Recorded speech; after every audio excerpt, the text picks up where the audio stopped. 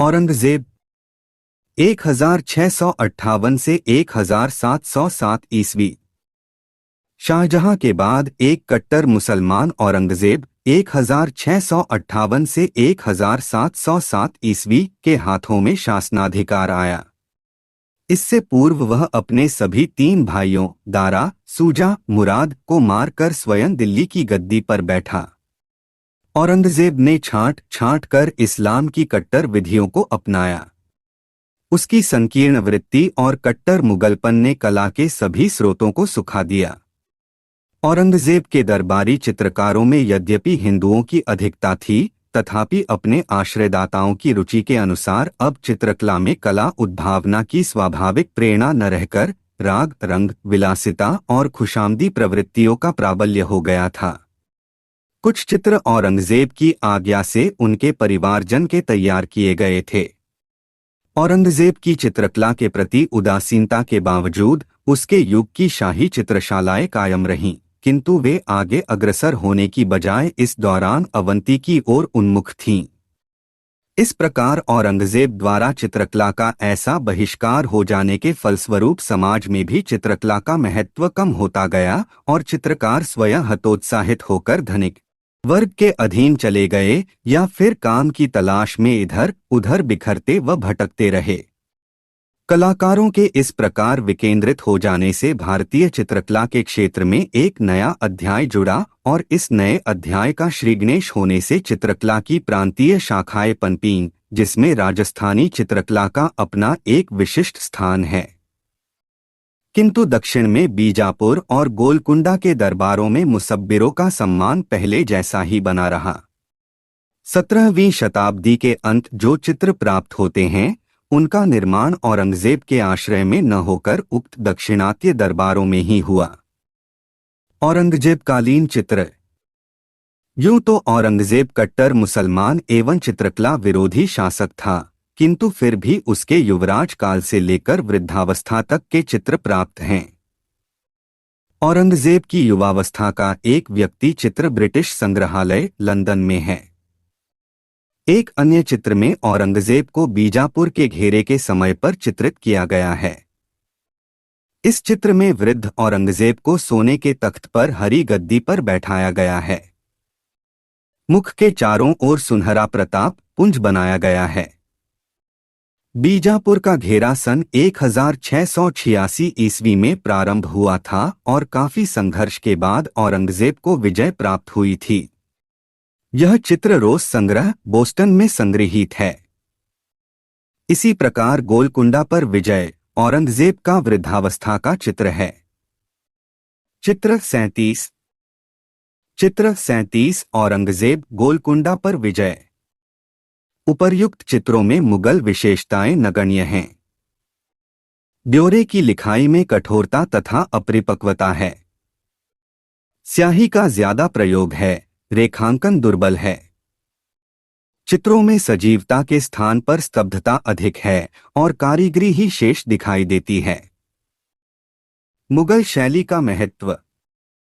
भारतीय चित्रकला के इतिहास की ओर यदि दृष्टिपात किया जाए तो हमें ज्ञात होगा कि मुगल शैली का अनेक दृष्टियों से महत्वपूर्ण स्थान है। इसका कारण नए संविधानों, नई साज सज्जाओं, नए भावों एवं नए विषयों का समावेश होना है। इससे भारतीय चित्रकला का सर्वांगीण विकास हुआ। यही नहीं, देश के सामाजिक, सांस्कृतिक और धार्मिक अभ्युन्नति की दिशा में भी संतोषजनक कार्य हुआ। कलाप्रेमी मुगल बादशाहों ने भारत की पुरातन कलाथाती की सुरक्षा की। भारतीय साहित्य की लोकप्रिय कृतियों का अनुवाद हुआ और उनके दृष्टांत चित्र बनवाए गए। मुगलों की यह स्थायी देन भारतीय कला के इतिहास के लिए चिरस्मरणीय है। मुगल शैली की ठोस एवं सुंदर पृष्ठभूमि राजपूत शैली के संविधानों को लेकर पहाड़ी शैली और उसकी विभिन्न उपशाखाओं के जन्म के कारण भारतीय चित्रकला को एक नई दिशा मिली। पहाड़ी शैली को जीवन तत्व राजपूत शैली से मिले, किंतु उसको सर्वाधिक लोकप्रियता मुगल शैली से ही प्राप्त हुई। पहाड़ी शैली के निर्माण और उत्थान का श्रेय मुगल दरबार के निराश्रित कलाकारों को ही दिया जा सकता है। ऐतिहासिक दृष्टि से भी मुगल शैली के परिवेश में मुगल सल्तनत का संपूर्ण इतिहास समाहित है। मुगलकालीन भारत की तथ्यात्मक एवं प्रामाणिक जानकारी के लिए मुगल शैली ही एकमात्र साधन है। यह भी संभव जान पड़ता है कि अपने शासन की सामाजिक प्रतिष्ठा एवं लोकप्रियता के लिए मुगल शहंशाहों ने कला को एक महत्वपूर्ण माध्यम के रूप में स्वीकार किया। तत्कालीन इतिहास की ओर दृष्टिपात करें तो पता चलता है कि शहंशाहों द्वारा कला का जितना सम्मान एवं संरक्षण होता गया, शासन को उतनी ही अधिक सामाजिक स्वीकृति प्राप्त होती गई।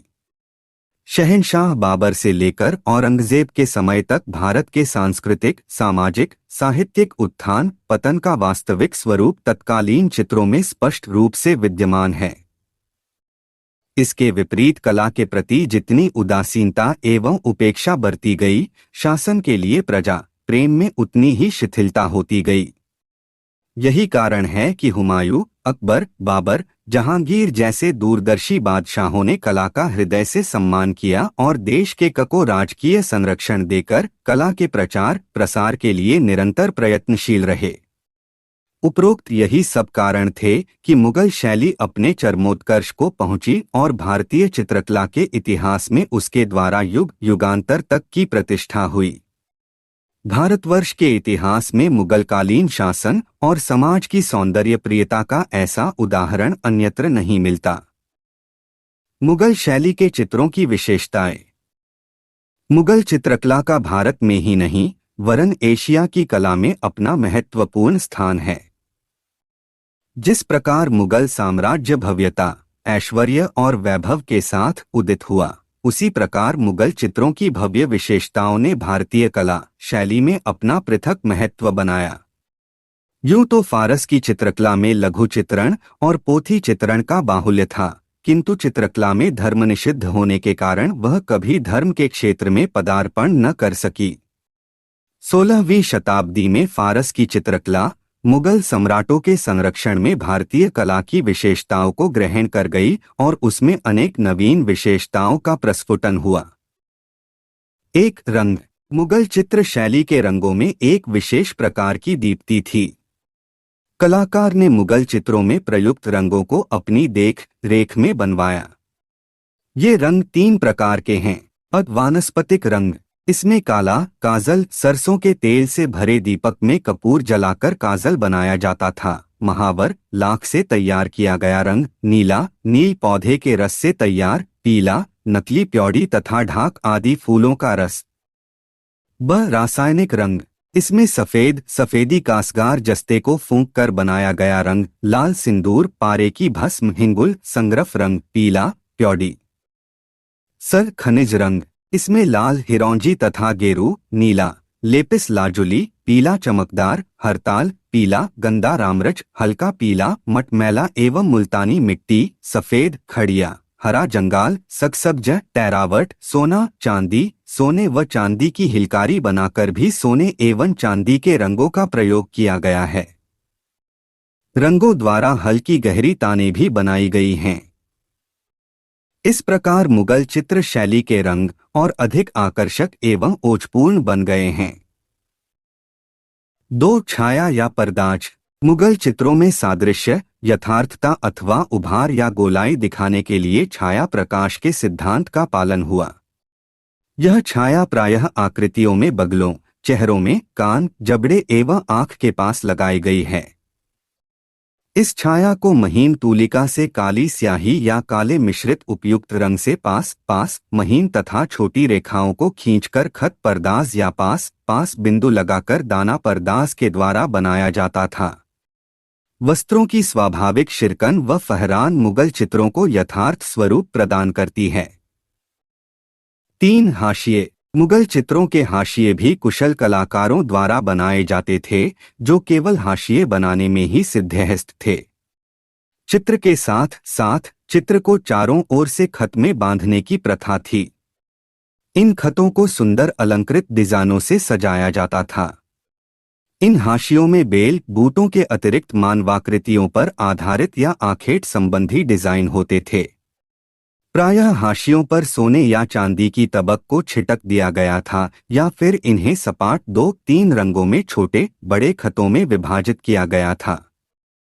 4. परिप्रेक्ष्य तथा स्थितिजन्य लघुता। मुगल शैली के चित्रों को देखने से यह स्पष्ट ज्ञान होता है कि चित्रकार को दार्शनिक परिप्रेक्ष्य का पूर्ण ज्ञान था। कहीं कहीं आलेखन का प्रवाह न टूट जाए या आलेखन का प्रभाव समाप्त न हो जाए, इस कारण अलंकरण और आलेखन को परिप्रेक्ष्य की तुलना में ज्यादा महत्व दिया गया है। अकबरकालीन चित्रों में कलाकारों ने आकाशीय परिप्रेक्ष्य का पालन किया है और चित्रों में ऊंचे क्षितिज दिखाए हैं।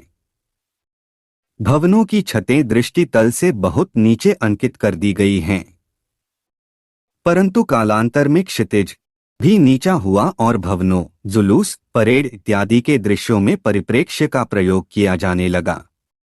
इस प्रकार दार्शनिक परिप्रेक्ष्य के साथ साथ स्थितिजन्य लघुता का सुंदरता से समावेश किया गया है।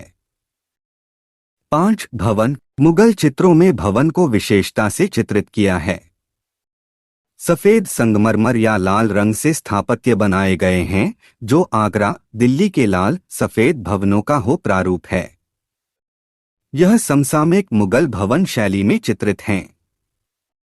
गुंबद, बारहदरी, महराब, चबूतरे, छज्जे तथा जालियों को सुंदरता एवं यथार्थता से चित्रित किया गया है। मुगल दरबार मंडपों के महराब घुमावदार वक्रों से बनाए गए हैं तथा स्तंभों पर सुंदर सजावट है। दुर्गों के चित्रण के साथ उनके विशाल द्वार, परकोटे, कंगूरे और बुर्जियां मुगल दुर्ग की विशेषता थी, जो हूबहू चित्रित हैं। भवनों के अलंकरण में फुल्ला, पेचक, गुलदस्ता, जंगला, डंडा मुर्री, किश्ती, फुलझड़ी आदि अंकित हुए हैं। 6. आलेखन। मुगल चित्रों में केवल हाशियों पर ही आलेखन का कार्य सीमित नहीं था, बल्कि फर्श, कालीन, पर्दों, छतों, स्तंभों व वस्त्रों आदि में आवश्यकतानुसार जटिल या पेचीदे आलेखनों का प्रयोग किया गया है। इन आलेखनों में फूल, पत्तियां, पशु, पक्षी और कहीं कहीं मानवाकृतियों का भी समावेश है। सुनहरे रंग से कपड़ों पर आलेखन भी बनाए गए हैं। 7. वस्त्र तथा आभूषण। मुगल चित्रों में पुरुषों को प्रायः जामा, चुस्त पायजामा, कमर में पटका, पगड़ी पहने चित्रित किया गया है। पैरों में नोकदार जूतियां हैं। योद्धाओं, बादशाहों एवं सामान्य व्यक्तियों आदि के जूते एवं पोशाक भी अलग अलग दर्शित हैं। पगड़ियों में कीमती मोतियों की कलगियां चित्रित हैं।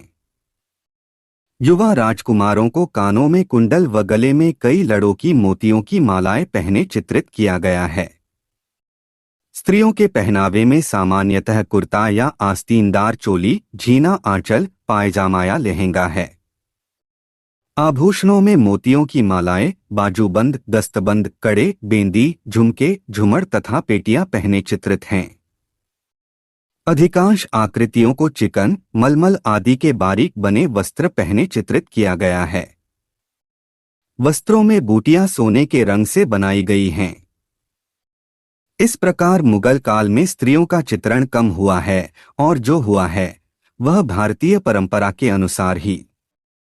8. एक चश्म चेहरे। मुगल शैली में सर्वाधिक एक चश्म चेहरे एवं एक चश्म मुद्रा का अंकन हुआ है, किंतु 1.25 चश्म चेहरों का भी निर्माण हुआ है। आरंभ में अकबर की शबीह 1.25 चश्म की बनी है।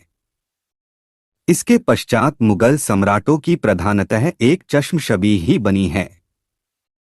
खड़ी हुई मुद्रा में बादशाहों को हाथ में तलवार, फूल अथवा पक्षी लिए दर्शाया गया है। पीछे की तरफ सुनहरा आभा मंडल चित्रित है। स्वभाव चित्रण क्षुद्र, क्रूर, महान, दयालु, उदार, अनुदार, सत्यनिष्ठ, असत्यनिष्ठ, दृढ़ अथवा दुर्बल, आकृति सादृश्य एवं तकनीकी कुशलता की दृष्टि से व्यक्तिचित्र उत्तम कोटि के हैं। संतों के शबीह भी मुगल बादशाहों ने काफी संख्या में चित्रित करवाए। साधु, धार्मिक पुरुषों, तुलसीदास, मीरा, सूरदास, वल्लभाचार्य, कबीर, शेख सलीम, शेख फूल आदि के व्यक्ति चित्र भी मुगल शासकों ने बनवाए। 9. कोमल एवं बारीक रेखांकन। मुगल शैली में महीन एवं नुकीली तूलिका से पतली पतली रेखाएं खींची गई हैं। रेखाओं में गोलाई, बल, गति और सजीवता के कारण मुगल चित्रों में निखार दिखाई देता है। 10. पशु पक्षी चित्रण। मुगल चित्रों में पशु पक्षियों का अंकन अत्यधिक सजीवता से किया गया है। मुगल बादशाहों को पशु पक्षियों की लड़ाइयां देखने या बाज पक्षी पालने का शौक था। बाज को बादशाह अपनी कलाई पर पट्टा बांध कर बिठाते थे। अकबर को हाथियों की लड़ाई देखने में काफी दिलचस्पी थी। हाथियों की लड़ाई के चित्र भी प्राप्त हैं, जिनमें हाथियों को लड़ाई की क्रीड़ाओं में मग्न दर्शाया है। इसी प्रकार गैंडा, घोड़े, मेढ़ा, शेर, ऊंट, मृग, बकरे, जेब्रा, जिराफ इत्यादि अनोखे पशुओं का चित्रण भी चित्रों में मिलता है। जहांगीर को पक्षियों का अत्यधिक शौक था। उनके राज्यकाल में पशुओं के साथ साथ पक्षियों का चित्रण भी अत्यधिक हुआ। मोर, मोरनी, सुनहरा कबूतर, शिकरा, काकतुआ, एक प्रकार का बड़े आकार का तोता, पीलू, तुर्की, तीतर, बुलबुल, कोयल, सारस, बत्तख, मुर्ग, बटेर आदि हैं। इस प्रकार पशु पक्षियों की रचना में बारीकियों का इतना सफल एवं स्पष्ट प्रदर्शन है कि चित्र में निरूपित पशु पक्षी की जाति उपजाति की पहचान में समस्या नहीं आती। 11. पुष्प चित्रण। पुष्पों का भी मुगल चित्रों में यथार्थ अंकन मिलता है, जो बादशाहों की सुखानुभूति के लिए चित्रित किया गया। अनार, चेरी, ओस्ट, वाटर बेरीज, नरगिस इत्यादि चित्रित हैं। इन पुष्पों पर मंडराते भौरे, तितलियां तथा अन्य कीड़ों को अंकित किया गया है। 12. प्रकृति चित्रण। मुगल चित्रकारों ने प्रकृति का चित्रण बड़े मनोहारी ढंग से किया है। दूर दराज पर दर्शित पर्वत श्रृंखलाएं, ऊंची नीची पथरीली भूमि या घाटियां, जिन पर कहीं सूखी झाड़ियां तो कहीं कहीं बादल या पेड़, वृक्षों को खंड में विभाजित करके उनमें पत्तियों के गुच्छे बनाए गए हैं। ऊंचा ताड़ का वृक्ष या बैंगनी फूल से झुका हुआ कदली वृक्ष, आम, वट, पीपल के वृक्ष भी प्रमुखता से चित्रित हैं। प्रायः पृष्ठभूमि सपाट, हल्की पीली या हरी है। वर्षा की बूंदें हल्के फाख्तई रंग से सीधी पंक्तियों में चित्रित की गई। जल की लहरें चांदी के रंग से भी चित्रित की गईं। 13. चित्रों का विधान तथा उनकी साज सज्जा। मुगल चित्र सूती कपड़े, रेशमी कपड़े या कागज पर बनाए गए। ये कागज देशी व हस्तनिर्मित होते थे। देशी, रेशमी व दौलताबादी कागजों का भी प्रचलन था। तुलिका का निर्माण गिलहरी, बकरी या ऊंट के बालों से होता था। कागजों को तैयार करने के लिए 3-4 कागजों को सटाकर लेही से चिपका कर एक मोटा कागज तैयार करते थे। इस पर गेरू रंग या कत्थई रंग से बुत बांधकर चित्र की सीमा रेखा को बनाते थे। पहली रेखा, जिसे टिपाई कहते हैं, पर 2-3 बार पारदर्शी सफेद रंग लगा दिया जाता था। इसके ऊपर पुनः रेखांकन करते थे, जिसे सच्ची टिपाई कहते हैं। रेखांकन के पश्चात मनचाहे रंगों को सपाट भर दिया जाता था। समतल रंग लाने के लिए 2 से 3 बार रंग को लगाया जाता था, जिसे रंग मेजी कहते हैं। इसके बाद चित्र को चिकनी सतह पर उल्टा रखकर घोटा जाता है, जिससे चित्र में ओप चमक आ जाती है। जहां जहां कोई कमी होती है, वहां पुनः रंग लगा दिए जाते हैं। इसे गदकारी कहते हैं। अंत में बाहरी रेखांकन करते हैं, जिसे चित्र की खुलाई कहते हैं। इस समय चित्र की आकृति में छाया आदि लगानी होती है, वह भी लगाते हैं, जैसे अधरों की लाली, आंख की पलक, कानों की गहराई। स्त्री चित्रों में मेहंदी, महावर एवं आभूषण बनाए जाते हैं। इसके पश्चात चित्र खत साज या नक्काश के पास जाता है, जो चित्र के चारों ओर सुंदर बेल, बूटे, खतों या लेखों आदि से उस पर सज्जा करता है। जिल्द साज उसे यथास्थान मुरक्कों में लगा देता है। 14. चित्रों के विषय। मुगल कलाकार का प्रमुख ध्येय बादशाहों को खुश करना था, अतः वह उनका दिल बहलाव व इच्छापूर्ति हेतु चित्रण करता था। उसने समय समय पर विभिन्न विषयों को लेकर चित्रण किया।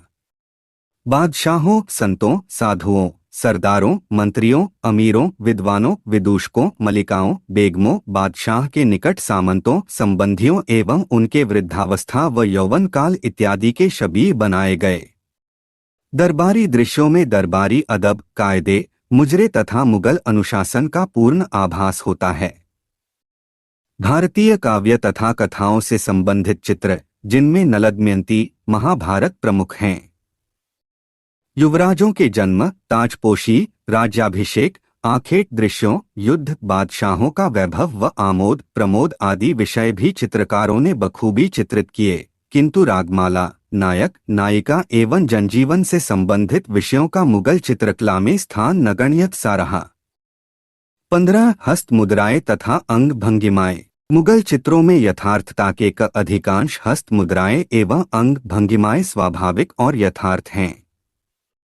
इनमें सजीवता और भावाभिव्यक्ति की क्षमता है।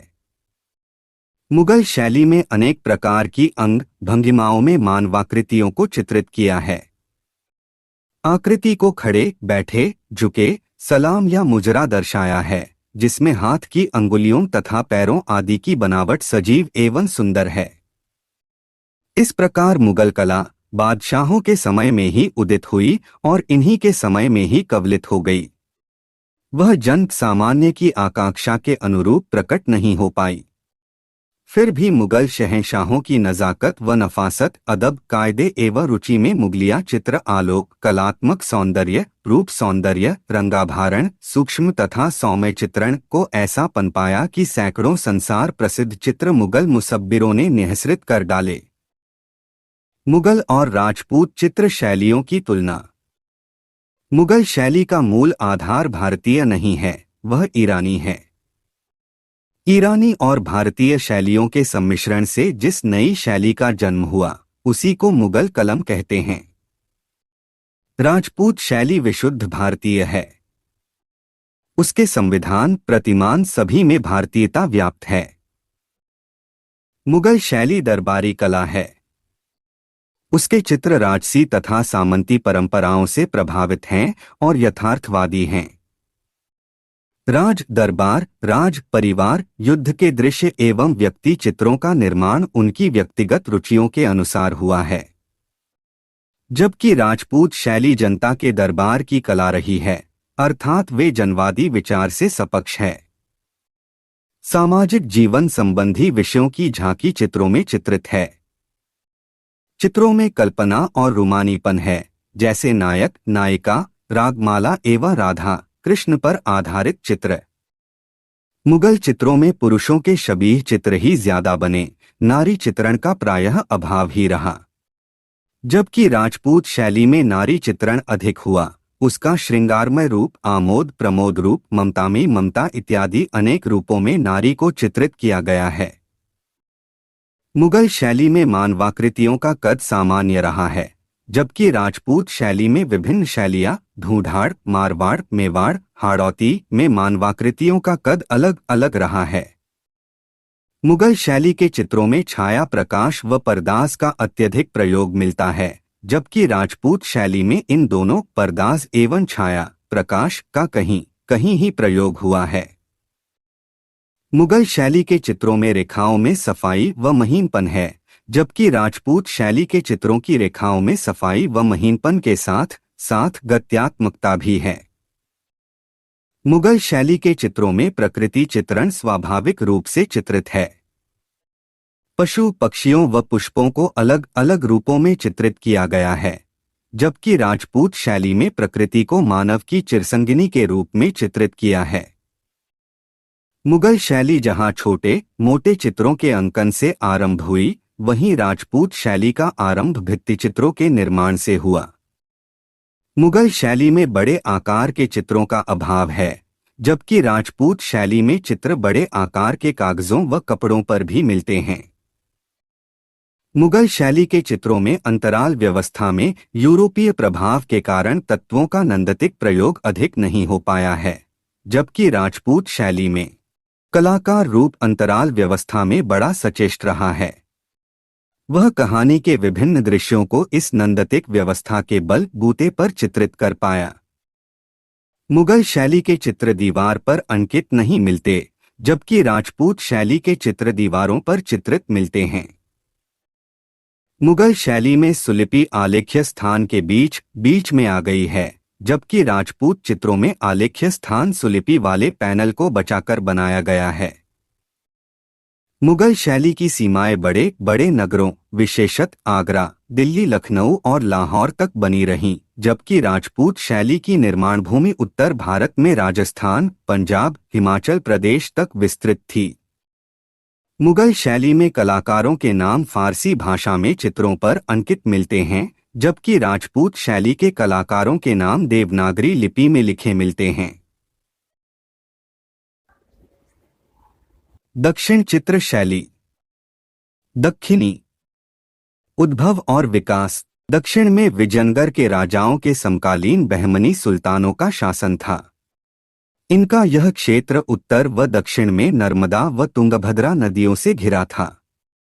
इन सुल्तानों का साम्राज्य 14वीं शताब्दी से 16वीं शताब्दी के मध्य सुदृढ़ रूप से स्थापित हो गया था। यूं तो सन 1317 ईस्वी में बहमनी साम्राज्य की नींव पड़ी थी और सन 1425 ईस्वी बीदर को बहमनी साम्राज्य की राजधानी बनाया गया था। सर्वप्रथम सुल्तान अहमद शाह बहमनी ने कला के प्रति रुझान दिखाया। उन्होंने सन 1432 ईस्वी में बीदर दुर्ग का निर्माण करा। उसके रंग महल के कक्षों में बेल बूटों की सजावट करवाई। किसी समय में इस महल के तीनों कक्षों में सुंदर पुष्पलताओं के चित्र थे, जो समय की मार से नष्ट हो गए हैं। अहमद शाह वली का मकबरा भी ईरानी ढंग की फूल पत्तियों की नक्काशी से सुसज्जित था। इस प्रकार बहमनी सुल्तान कला के पारखी ही न थे, अपितु ईरानी परंपराओं से बखूबी परिचित थे, किंतु फिर भी वे दक्षिण में कला का यथोचित विकास नहीं कर पाए। सन 1490 ईस्वी से 1512 ईस्वी के मध्य बहमनी साम्राज्य का विघटन एवं पतन हो गया। इसके पश्चात दक्षिण में 5 सल्तनतों या राजवंशों की स्थापना हुई। 1. बीदर का बीदर शाही वंश। 2. बिरार का इमाद शाही वंश। 3. बीजापुर का आदिल शाही वंश। 4. गोलकुंडा का कुतुब शाही वंश। 5. अहमदनगर का निजाम शाही वंश। सन 1565 ईस्वी में इन 5 राज्यों ने संधि करके एकजुट होकर विजयनगर के बलिष्ठ हिंदू राज्य को तालीकोटा युद्ध में हराकर विजयनगर राजधानी को लूटा, विध्वंस किया और जलाया। इस राजधानी के विध्वंसावशेष तुंगभद्रा के दक्षिण तट पर आज भी देखे जा सकते हैं। इन राज्यों ने प्रारंभ में बहमनी राज्य की परंपरा को बनाए रखा, परंतु कालांतर में केवल 3 राज्यों की कला परंपराएं ही आगे विकसित हो पाईं। इन 5 राज्यों में केवल 3 बीजापुर, गोलकुंडा और अहमदनगर ही महत्व रखते हैं, क्योंकि बिरार व बीदर को क्रमश अहमदनगर व बीजापुर ने अपनी राजनैतिक सीमाओं में मिला लिया था, और चित्रकला की परंपरा को बनाए रखने की दृष्टि से भी तीनों राज्य महत्व रखते हैं। इनका अकबर से लेकर औरंगजेब तक लगभग 100 वर्षों तक मुगलों से कड़ा संघर्ष हुआ। सन 1823 ईस्वी के बाद दक्षिण की ये चित्रशालाएं हैदराबाद, पूना, कुडप्पा, कुरनूल, शेरपुरा, गुलबर्गा आदि नगरों में विकसित हुई। यहाँ चित्रकारों को राज्याश्रय ही नहीं मिला, अपितु उन्हें समय समय पर प्रोत्साहन हेतु सम्मानित भी किया जाता रहा। इस प्रकार दक्षिण के इन सल्तनतों का भारतीय चित्र परंपरा में बड़ा योगदान है। सन 1650 ईस्वी से लेकर सन 1750 ईस्वी तक कलाओं की अच्छी प्रगति हुई। कला इतिहासकार हरमन गोएट के अनुसार दक्षिण चित्रकला का विकास मुगल चित्रकला से भिन्न रूप में हुआ है, क्योंकि दक्षिणी ईरानी, अरेबियन एवं ऑटोमन चित्र तत्वों का प्रभाव दक्षिण कलम से अधिक समा गया, जबकि उत्तरी ईरानी व तुरानियन प्रभाव उत्तर भारत की मुगल चित्रकला में समा गई। एक ताकतवर हाथी जलधारा के पास सन 1600 ईस्वी उत्कृष्ट उदाहरण है। चित्र 38 दक्षिण एक ताकतवर हाथी जलधारा के पास। सन 1563 ईस्वी में मांडू पर मुगलों के अधिकार के कारण मांडू के कलाकार दक्षिण के केंद्रों पर आ गए और इस प्रकार यहाँ की कला में और अधिक प्रगति हुई व सुंदर चित्रों का निर्माण हुआ। बीजापुर। बीजापुर का आदिलशाही वंश कला का बड़ा प्रेमी था। इस आदिलशाही सल्तनत का प्रतिष्ठापक सुल्तान यूसुफ आदिल शाह 1490 से 1510 ईस्वी बड़ा कला प्रेमी बादशाह था। अकबर की भांति वह भी उदारनीति का शासक था। उसने ईरान तथा तुर्की से प्रख्यात साहित्यकारों और कलाकारों को आमंत्रित कर दक्षिण में चित्रकला तथा साहित्य के विकास के लिए सराहनीय कार्य किया। उनके उत्तराधिकारी और पुत्र इस्माइल अली आदिल शाह 1510 से 1534 ईस्वी भी स्वयं चित्रकार थे। अली आदिल शाह प्रथम 1558 से 1580 ईस्वी भी कला का महान संरक्षक था और चित्रकारी में दखल करता था। उसकी बेगम पत्नी इतिहास प्रसिद्ध चांद सुल्ताना कला पारखी, विदुषी एवं चित्रकर्त्री थी। नुजूम उल उलूम नामक चित्रित ग्रंथ जो खगोल विद्या पर आधारित था, आदिल शाह के राज्यकाल 1570 ईस्वी में लिखा एवं चित्रित किया गया। इस चित्रित ग्रंथावली में एक ओर तो दक्षिण शैली की भव्यता है तो दूसरी ओर प्राचीन फारसी भारतीय शैली की परंपराएं दिखाई पड़ती हैं। इस पुस्तक में 140 नक्शे तथा तालिकाएं और 876 चित्र हैं, जिनमें मानवाकृतियां, पशु पक्षी आदि के चित्र हैं। इनका प्रमुख विषय ज्योतिष, तंत्र, मंत्र, हस्त शास्त्र तथा शास्त्र विद्या है। इस चित्रावली पर तुर्की, ईरानी, भारतीय, अपभ्रंश और फारसी शैलियों का सम्मिश्रण है।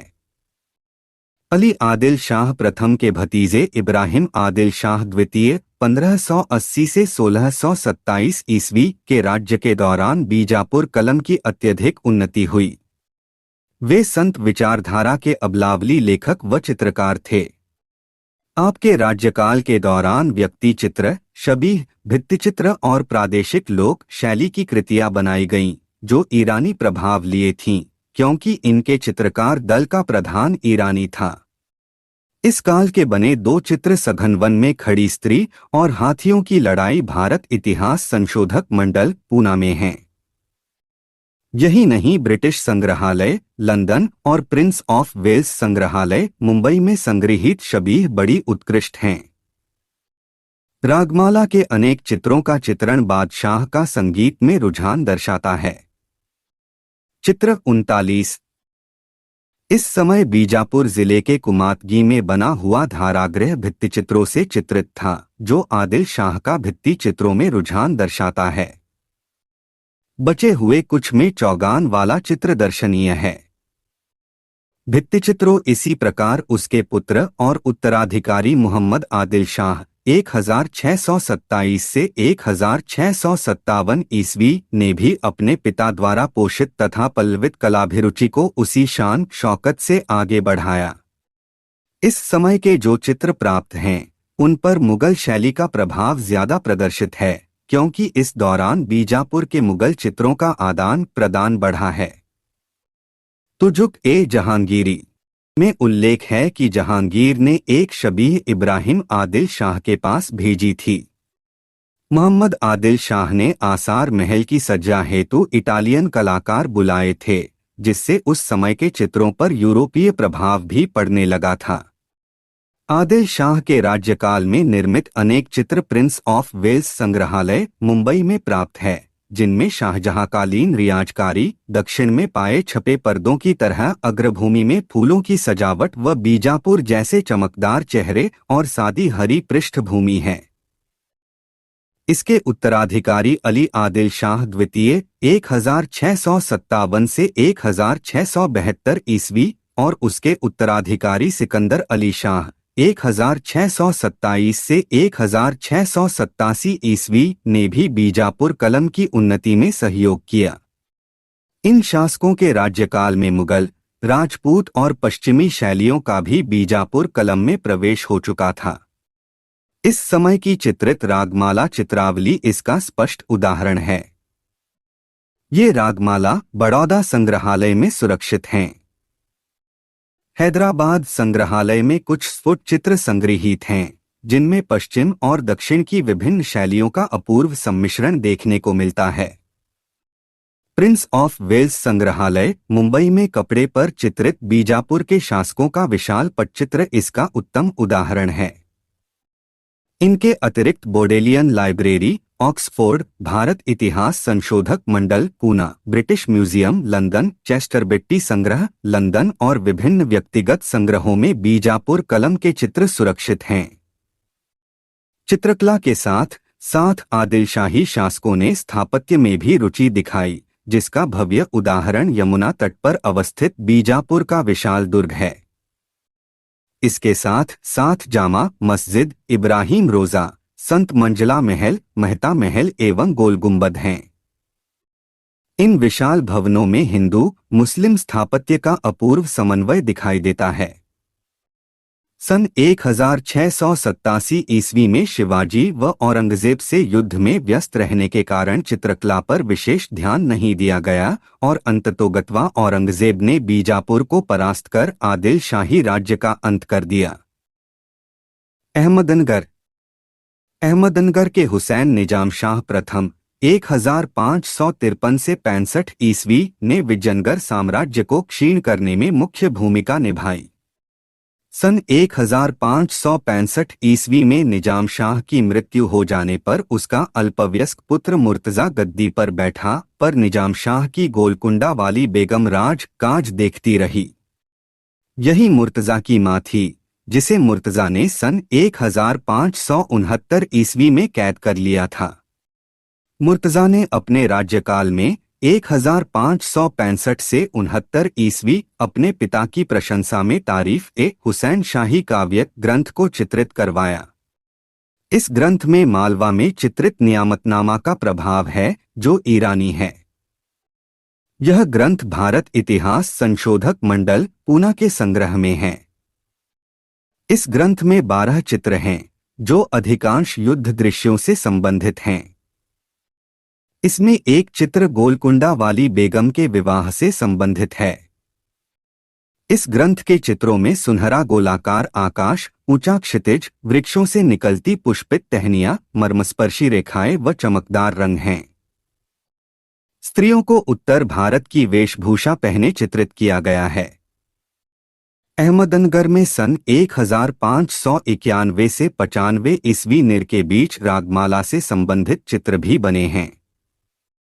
ये चित्र मुर्तजा के छोटे भाई बुरहान द्वितीय के इशारे पर बने, क्योंकि इस दौरान 1591 ईस्वी वह अकबर की सहायता से अहमदनगर का शासक बन गया था।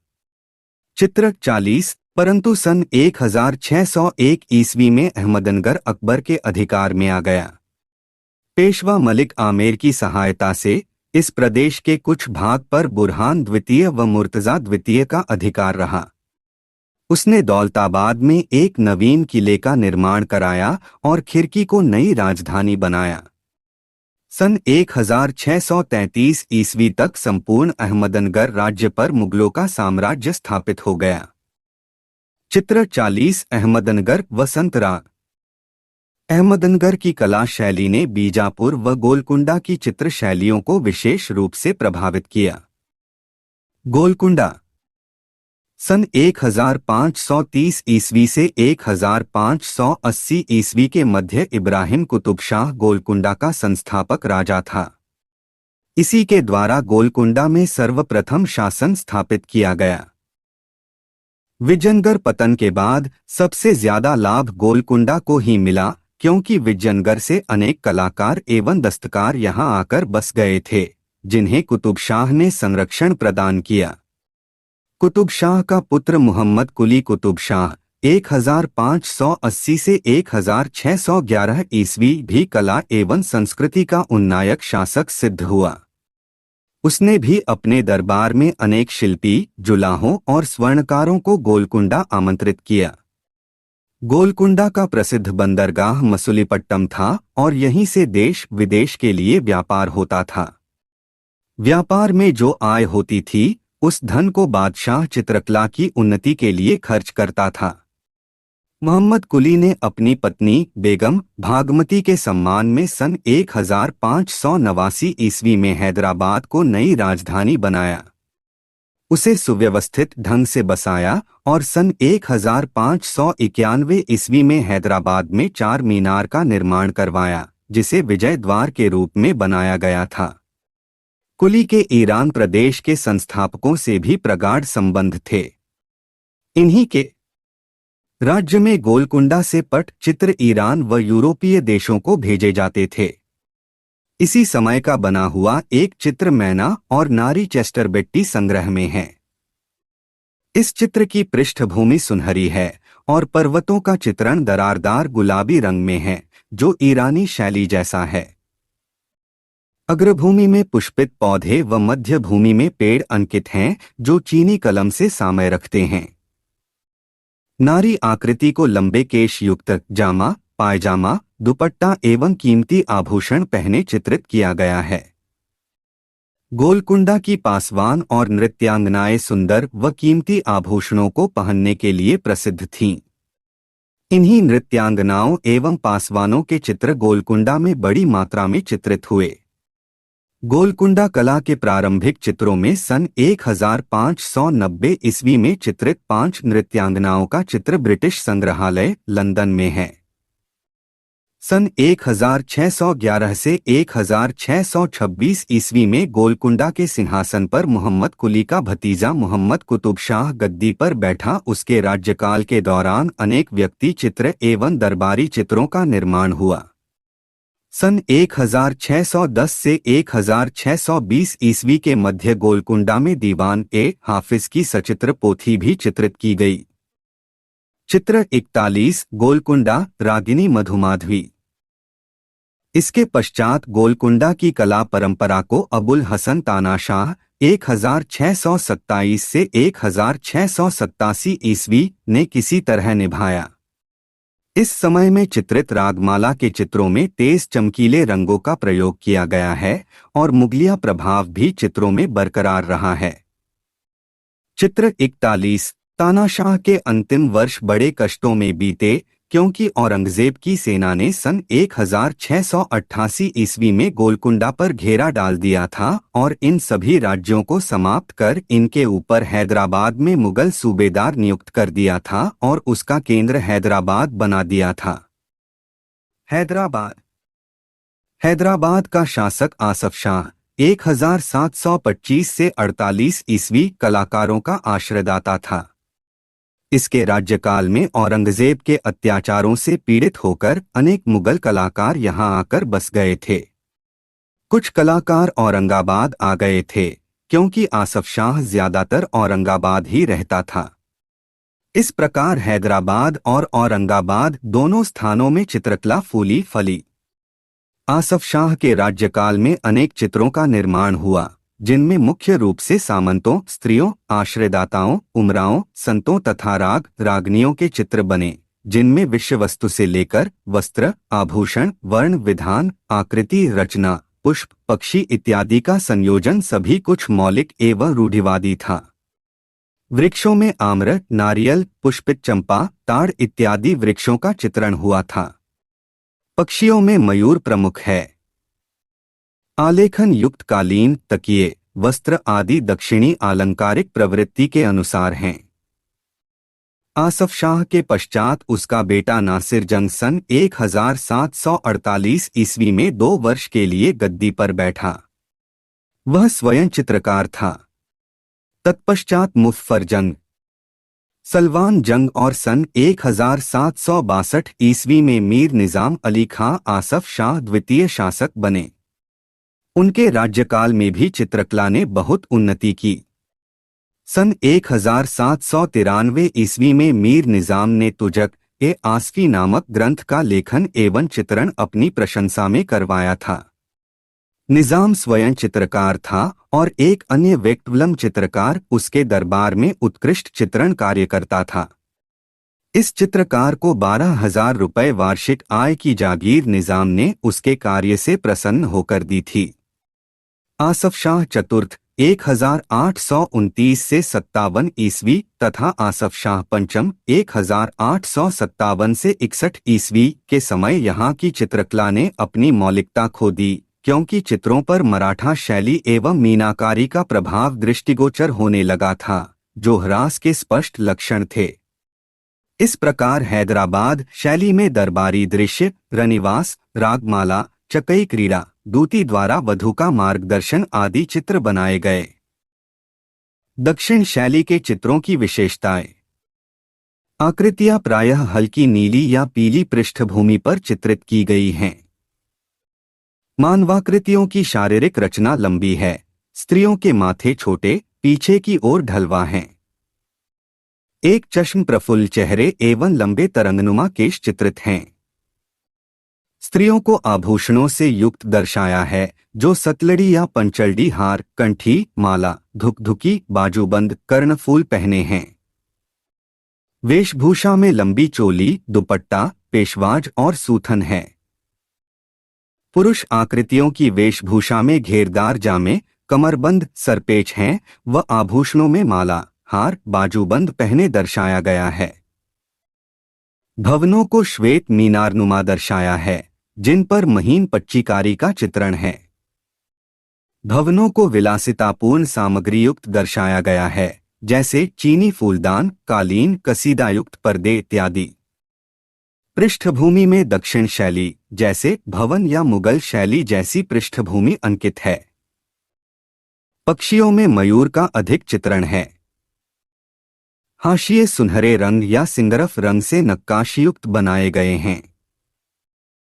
समस्त चित्रों में संयोजन परंपरागत एवं एक समान ही है। आकाश में रंग बिरंगे बादल, अग्रभूमि में पुष्पित क्यारियां चित्रित हैं। पेड़ों में प्रायः नारियल, ताड़, पुष्पित चंपा आदि के वृक्ष पृष्ठभूमि में अंकित हैं।